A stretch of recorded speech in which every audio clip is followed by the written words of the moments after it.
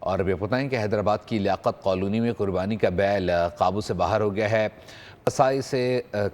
کسائی رسی باندھ کر گرانے میں ناکام رہا۔ کسائی اور مالک سمیت لوگوں کی دوڑیں لگ گئی ہیں۔ حیدرآباد کی لیاقت کالونی میں قربانی کا بیل قابو سے باہر ہو گیا ہے۔ کسائی رسی باندھ کر گرانے میں ناکام رہا، جس کے بعد کسائی اور مالک سمیت لوگوں کی دوڑیں لگ گئی ہیں۔